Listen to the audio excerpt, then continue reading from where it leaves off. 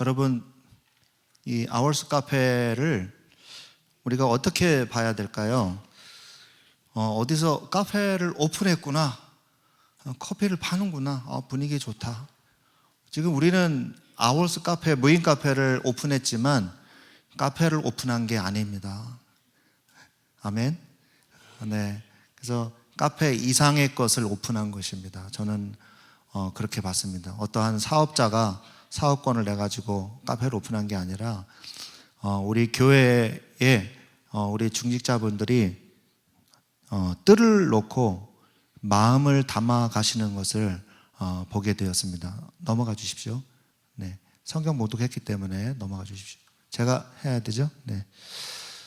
그래서 우리가 성전의 뜰이 어디서부터 시작이 되었는가 우리 같이 함께 알아보고, 그렇다면 우리 동북교회의 세 가지 뜰은 어떻게 우리가 인도받아야 할 것인가에 대해서 시간이 없기 때문에 간단하게 알아보고 같이 기도 제목 붙잡는 시간 되기를 바랍니다. 잠시만요.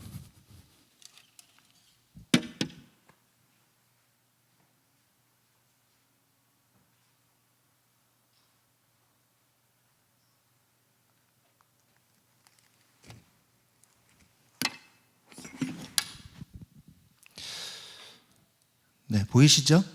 네, 여기가 이방인의 뜰입니다. 이방인의 뜰이 되겠고, 그리고 여기에 작은 이쪽이 여인의 뜰이라고 합니다. 근데 이 여인의 뜰은 기도의 뜰이라고 불리기도 했습니다. 그래서 여인의 뜰은 여인들만 와서 기도하는 현장이 아니라 여인들은 여기까지만 출입할 수 있다라는 뜻에서 여인의 뜰이라고도 합니다. 그래서 남녀노소 어린아이들 다 같이 여기에 들어올 수 있었죠. 그리고 여기에 보시면 이 조그만 건물들이 길게 이렇게 있죠. 여기가 바로 이스라엘의 뜰이라고 합니다. 이스라엘의 뜰은 남자들만 들어갈 수 있는 곳이었습니다. 그래서 남자들이 여기서 자신이 가져온 재물을 손질을 해서 제사장께 드리면, 제사장은 여기가 제사장의 뜰입니다. 그래서 제사장과 레위인들만 여기에 왕래를 하면서 하나님의 직무를 볼 수 있었습니다. 여기에 물두멍이 있고 여기에 번제단이 있었죠. 그래서 이스라엘 이 남자들이 여기에 테라스에 쭉 서가지고 제사장이 자기가 드린 예물을, 가지고 온 예물을 태우는 것을, 번제를 드리는 것을 보면서 기도할 수 있는 장소였습니다. 네, 그래서 지금은 이것이 지금 헤롯 성전이거든요. 헤롯 성전 이전에 바벨론 성전이 있었거든요. 바벨론 시대에 스룹바벨 성전이 있었는데, 스룹바벨 솔로몬 성전 당시에는 요 건물만 있었습니다. 요 건물만 있었는데 헤롯이 유대인들의 환심을 사기 위해서 굉장히 큰 확장 공사를 했어요. 그래서 지금 그림으로 보시면 얼마나 키가 되는지 모르겠는데, 여기에 보면 이렇게 점들 보이시죠? 네, 이 점들이 사람입니다. 이 점들이. 그래서 내셔널 풋볼 리그 그 미식 축구 경기장이 한 5개 정도 들어가는, 하나, 둘, 셋, 네 개, 4개네요. 네, 4개 정도 들어가는 어마어마하게 크게. 그래서 헤롯 왕도 이 성전이 완공되는 것을 보지 못하고 죽었죠. 그래서 이러한 배경을 가지고 우리가 진행이 된 것입니다. 이방인의 뜰은 하나님께서는 이방인들을 배척하지 않으셨거든요. 근데 이스라엘이 선민의식을 가지고 있었기 때문에 이방인들을 배척을 한 것이거든요. 성경을 분명히 읽어보면 많은 이방인들이 들어와서 그들과 합류했습니다.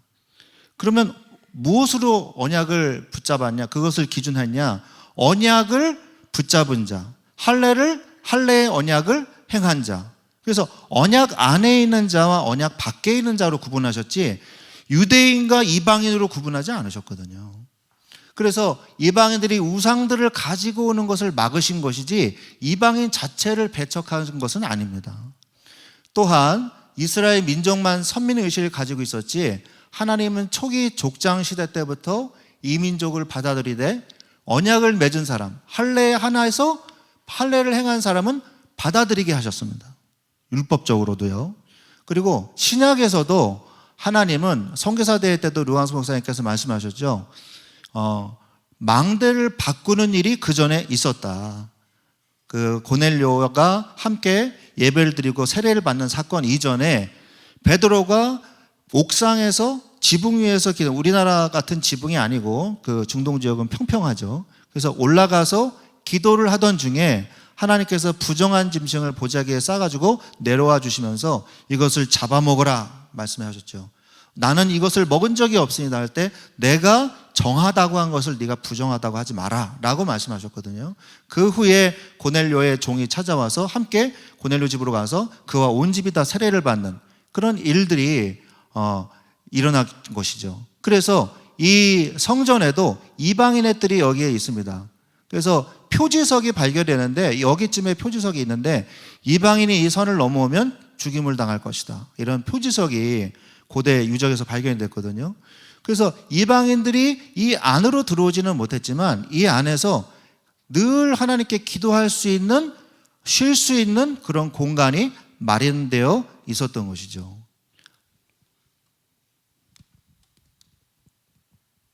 자, 그 다음에 여인의 뜰입니다. 여인의 뜰은 아까 말씀드린 대로 요 가운데 요 지역이죠. 여인의 뜰은 기도의 뜰이라고 불리기도 했어요. 그래서 밤새 여기에서 기도하는 사람들이 많았습니다. 남녀노소를 가리지 아니하고. 그래서 여인의 뜰은 기도의 뜰로 불리기도 했고 많은 사람들이 여기서 기도했습니다.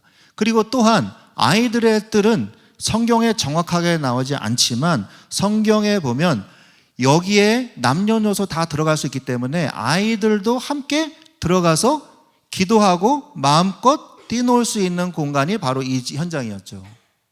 그래서 예수님이 오늘 이 말씀 전에 2장 21절부터 25절에 보면은 예수님이 출생신고를 하기 위해서 이곳에 예물을 드리러 왔어요. 그래서 유대인 율법상 태어나고 일주일 후에 할례를 받으면서 랍비에게 만나고 그리고 제사장에게 예물을 드리는 율법이 있습니다. 그래서 성전에 찾아온 것이죠.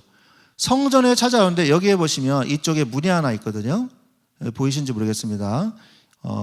시간이 없어서 뒤로 다시 돌리지 않겠습니다. 이쪽에 문이 있는데 이거를 장자의 문이라 그럽니다. 그래서 장자의 문으로 들어가면서 어린 방구와 어린 양을 안고서 원래 들어가는 거예요. 근데 성경에는 반구 2마리만 나오죠. 어린 양은 그럼 어디에 있을까요? 바로 마리아가 안고 있는 예수님이 어린 양인 것이죠. 그러한 성경적인 그런 언약이 있습니다. 그래서 이 장자의 문을 통해서 들어가서 제사장에 보이고 기도를 하고 예배를 드리는 그런 일을 한 곳이 바로 이 장자의 문이거든요. 그래서 여기에서 여인의 뜰이면서 기도의 뜰이면서 아이들의 뜰이었던 곳이 바로 이 현장입니다. 그리고 예수님이 오늘 성경 구절이죠. 예수님께 이제 해마다 6월절에 간지라 라고 말씀이 나옵니다. 그래서 6월절에 해마다 이 뜰에 가서 하나님께 예배를 드리고 왔는데 친족들이랑 같이 갔나 봐요. 그래서 무리를 지어서 갔다가 돌아오는 길에 보니까 예수님이 없는 거예요. 그죠? 얼마나 정신이 없었으면 예수님을 빠뜨린 거예요.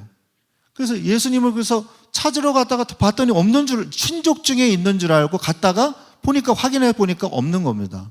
그래서 다시 여기저기를 다 찾아봤는데 예수님을 발견한 곳이 어디냐? 예수님을 발견한 곳이 여기입니다. 여기는 어디냐면 산헤드린 공회원이 있는 건물이 있는 곳이에요. 산헤드린은 뭐냐면 사두개인, 바리새인, 제사장들이 70여 명이 모여가지고 회의를 하는 회의 공동체입니다. 그걸 산헤드린이라 그러거든요. 산헤드린 건물이 바로 여기에서 회의를 하고 6월절 기간 중에 남은 기간에는 마음껏 자유롭게 이곳에서 사람들과 토론을 벌이는 그런 장이 서 있던 곳이 바로 여기입니다. 그래서 여기에서 예수님을 발견한 거예요. 근데 그 어린아이 12살 된 예수님이 함께 바리새인과 제사장들과 사두개인들과 토를 하는데 그 지혜에 깜짝 놀랐다고 그렇게 말씀을 하고 계시는 것을 우리가 볼 수 있었습니다. 그래서 아이들이 항상 이 현장에 와서 돌아다닐 수 있는 곳이죠. 여기만 못 들어가고 제사장의 뜰, 그다음에 이스라엘의 뜰만 못 들어가고, 제사장의 뜰은 아직 말씀 안 드렸죠. 이스라엘의 뜰. 다음이요. 제가 눌러야죠. 네. 네, 이방인의 뜰. 이방인들이 우상들을 가지고 들어오는 것을 아까 했죠. 네, 죄송합니다. 제가 누르니까 더 정신이 없네요. 네, 이스라엘의 뜰. 이곳은 남자들만 들어갈 수 있는 곳이었고, 자신이 손질한 제물을 제사장의 번제 등으로 여러 가지 예물을 드리는 모습을 지켜보면서 기도할 수 있는 곳이었습니다. 이곳이죠.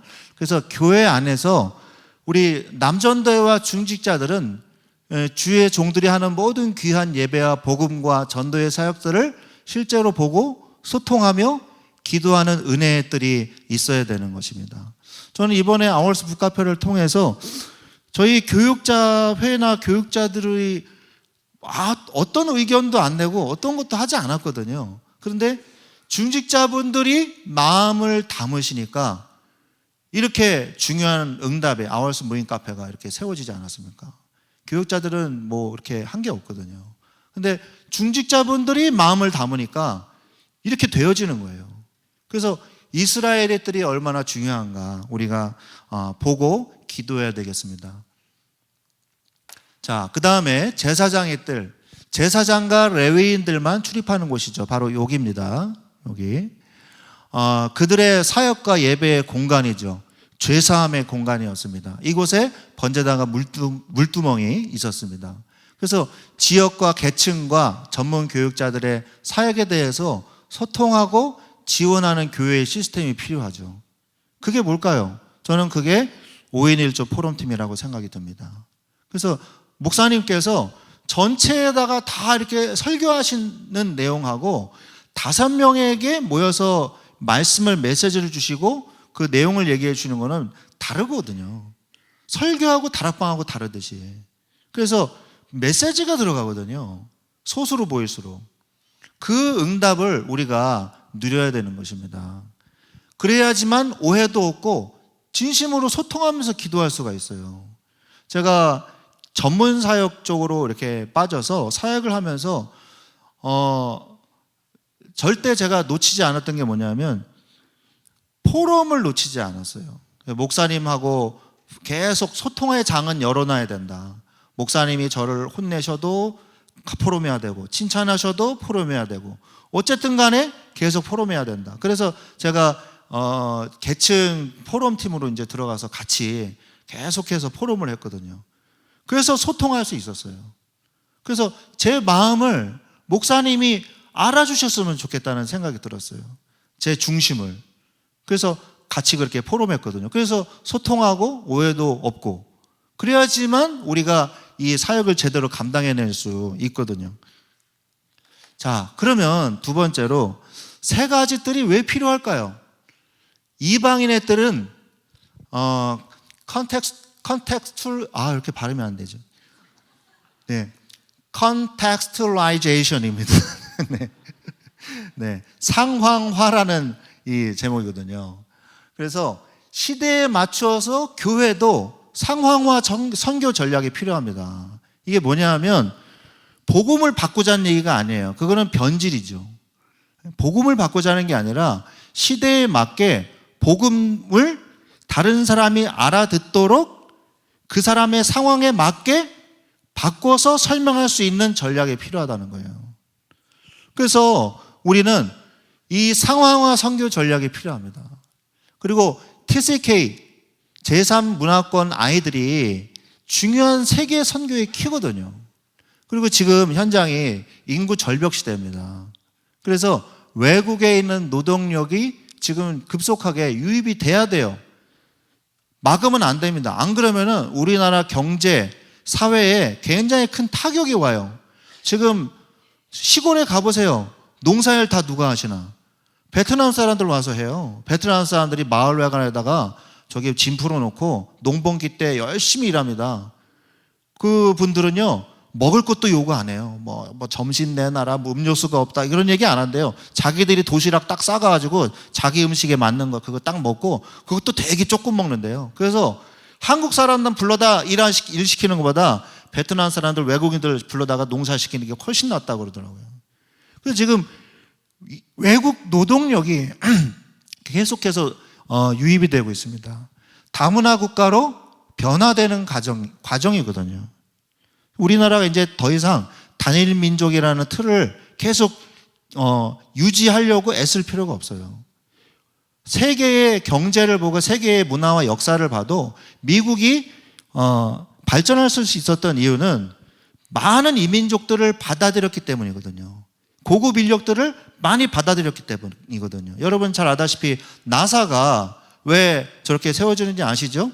소련이 왜 CCCP가 왜 우리나라 세계 최초로 유인 우주선을 어떻게 띄우는지 아시죠? 독일의 과학자들 잡아다가 포용해가지고 그들의 인력을 통해서 미국과 소련이 우주 경쟁 시대를 열은 거잖아요. 그래서 고급 인력일수록, 중요한 인력일수록 모든 틀을 다 깨버리고 포용할 수 있는 과정이 필요하거든요. 우리 교회도 마찬가지예요. 우리 교회도 이방인들이 와서 얼마든지 외국인들이 와서 예배 드릴 수 있는 이 현장이 돼야 되거든요. 그래서 요즘에는요, 저 시골에 있는 교회도요, 영어 동시 통역합니다. 순차 통역해요. 시골에 있는 교회들도. 인터넷 올라온 거 보세요. 시골의 지방에 있는 이 교회들도요, 다 순차 통역합니다. 세워가지고. 우리 교회도 외국인들이 와서 예배 드려도 전혀 이질감이 없는 이 축복을 누려야 돼요. 그래서 다문화 국가로, 다문화 예배로 우리가 바뀌어야 되는 것입니다. 교회가 영어 예배, 영어권 목회자가 없다? 이거는 외국인 제자를 다 놓치는 거예요. 지금 우리 홍순욱 목사님께서도 우리 대청부 오셔가지고 대학부 오셔서 설교하셨는데, 대학교에 학생들이 없어요. 그래서 지금 적자 아닙니까? 학생들이 지금 없어요. 그래가지고 외국인 유학생을 적극 유치합니다. 외국인 유학생들이 굉장히 많아요. 그 사람들이 와서 주일날은 우리 교회에 와서 예배 드릴 수 있도록 시스템을 갖춰야 돼요. 이 눈을 뜬 교회가 뭐예요? 상황화할 수 있는 것입니다. 상황화할 수 있고 미래를 대비할 수 있는 것이죠. 기도의 뜰은 왜 필요합니까? 며칠 전에 중학생이 총책인 도박 서버를 운영해가지고 일망타진된 사건이 있었어요. 근데 그 학생이 누구냐? 총책이 누구냐? 중학생이었어요. 중학생. 14, 15, 16. 그죠? 중학생이었어요. 그리고 운영자 A씨는 20살이었기 때문에 6천만 원을 환수하고 구속됐어요. 근데 총책 B는, 이 학생은 이제 불구속됐죠. 미성년자이기 때문에. 그 서버 관리자 C군도 고등학생. 그죠? 그 다음에 회원 관리하는 사람, 중학생, 대학생, 고등학생이에요. 여러분, 이게 얼마나 지금 심각한지 아십니까? 이거를 아셔야 돼요. 지금 인터넷 그냥 핸드폰 몇 번만 이렇게 조작하면요, 100원, 베팅 금액이 100원부터 시작됐답니다. 그래서 여기 보면 초등학생도 있어요. 초등학생이 베팅을 한 거예요. 물론 불구속됐죠. 그래서 수사하고 단속해서 많은 이 학생들이 도박 치유 프로그램 여기에 이제 강제로 의무적으로 듣게 하고 지금 소년원에 간 친구들도 있고 이런 일들이 지금 벌어지고 있거든요. 기도들이 왜 필요합니까? 정신질환자가 폭증하고 있습니다. 여러분, 손은 들지 마시고 내 가족, 내 친척, 내 아는 사람 건너에 정신질환으로 아프신 분이 계시다. 마음속으로 손 들어보세요. 많으시네요. 네. 그래서 2015년부터 2021년까지 요 사이에 72%가 급증했어요. 우울증 환자 수는 어떻습니까? 2018년에 70만 2,976명이었는데 100만 명 시대가 도래했다고 말씀하고 계시거든요. 이거는 이제 주일날 류광수 목사님도 그 설교하실 때 말씀하시더라고요. 32.9%가 급증했습니다. 그래서 최근 우울증과 불안장애 모두 20대 환자가 127%, 여기 보시면 127% 나오죠. 127%, 그리고 불안장애가 86.8%로 급증을 했어요. 이 불안장애는 2017년 대비 2021년에 20대가 86.8%로 크게 증가했어요. 연평균 16.9%에 비하면 어마어마한 숫자입니다. 지금 정신질환 그 정신과 병원에 대학병원이나 어디 병원에 가서 예약을 해가지고 가려면요 몇 개월을 기다려야 돼요. 김정한 목사님께서 금요차례 예배 때 한번 말씀하신 적이 있는데 실제로 그렇습니다. 실제로 동네 병원 가야 돼요. 그래야지 빨리 할 수 있거든요. 유명한 데 큰 데 가면요 할 수가 없어요. 마약 중독자도 급증하고 있습니다. 2022년도 전체 마약류 사범 중 20대, 30대의 비중이 57%를 차지했어요. 2021년도에는 56.8%로 처음으로 50%를 돌파했습니다. 그리고 계속 증가하고 있어요. 진입장벽이 인터넷, SNS 보급과 이를 이용한 마약류에 대한 진입장벽이 낮아져서 젊은 층의 마약류 범죄가 심각한 것으로 분석이 되고 있습니다. 여기를 보면 시간이 없어서 마약류 사범 단속 현황도 마약이 2,561명인데 전년 대비 증감률로 보면은 46.2%나 증가해요. 거의 절반에서 조금 못 미치는 사람들이 전에 비해서 증감했다는 거죠. 그런데 교회는 손을 놓고 있습니다. 우리 교회가 경찰이 되자, 정부가 하는 일을 우리가 하자라는 말이 아니에요. 우리는 왜 도박을 할 수밖에 없고 왜 마약이 급증할 수밖에 없는지, 왜 정신문제가 왜 급증할 수밖에 없는지 이유를 아는 자가 바로 우리이지 않습니까? 근본적인 치유를 할 수 있는 곳이 어디에 있습니까? 우리밖에 없어요. only밖에 없어요. 그래서 우리가 영안을 떠야 됩니다. 다른 사람들은 정부 주도의 의료보험이 이제 의료 그 재정이 많이 나가니까, 예산이 많이 나가니까 의료 그 우울증 환자에 대한 그 재정을 집중적으로 투자하겠다고 윤석열 대통령이 아까가 아니라 몇 주 전에 그 발표하는 얘기를 뉴스를 봤거든요. 투자하면 뭐해요? 이유를 모르는데 안 되거든요. 그래서 우리에게 필요한 게 뭡니까? 바로 세 가지 뜰인 것입니다.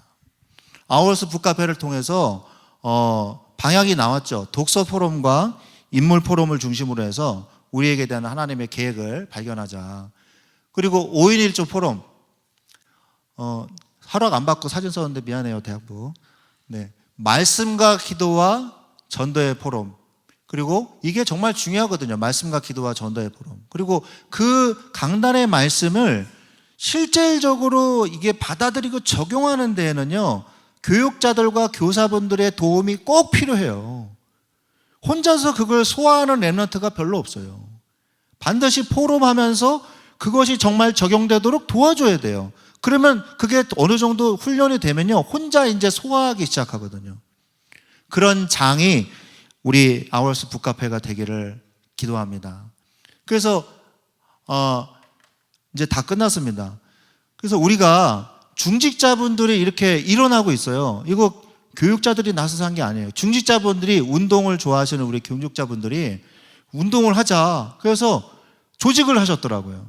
그래서 우리 농구클럽이 매주 토요일 날 오전 6시 30분부터 8시 30분 이렇게 지금 운동을 하고 있습니다. 그래서 우리 최지훈, 김기현 집사님, 최지훈 집사님이 여기에 어디 계시죠? 사진이 안 나왔네요. 좀 키 크신 분 있거든요. 여기 약간 이렇게 손 들어보세요. 어디 계시죠? 이분인가요? 예. 그래서 김기현 집사님도 여기 잘 안 보이시는, 여기 윤아 목사님이고, 아무튼 시간이 없기 때문에. 그래서 여러분이 원하시면은 이 두 분한테 말씀을 하시면은 운동을 할 수 있습니다. 저도 지금 큰일 났어요. 수원 순회 캠프 갔다 와가지고 2kg가 쪘어요. 원래 한 끼나 두 끼 먹는데 계속 세 끼 너무 맛있게 먹다 보니까 같이 먹다 보니까 막 그냥 식당 음식을 계속 세 끼 먹으니까 이번에 제주 캠프 갔다 와가지고 또 1.5kg가 쪘어요.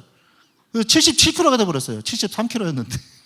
그래서 운동을 저도 지금 필수적으로 하려고 지금 기도하고 있습니다. 너무 편해도 이게 좀 그런데. 자, 그리고 축구 클럽이 월 2회 토요일 오전 7시부터 9시 이렇게 진행이 됩니다. 우리 김준혁 집사님, 이인혁 집사님 중심으로 우리 김성호 목사님 지도해 주시고 우리 감독님이시거든요. 서 집사님 이렇게 해서 진행이 되고 있습니다. 그래서 함께 이런 문화와 스포츠 클럽이 함께 만들어져야 돼요. 그 다음에 우리 대학부 자체 내에서도 DSC라 그래서 스포츠 문화 활동을 지금 하고 있습니다.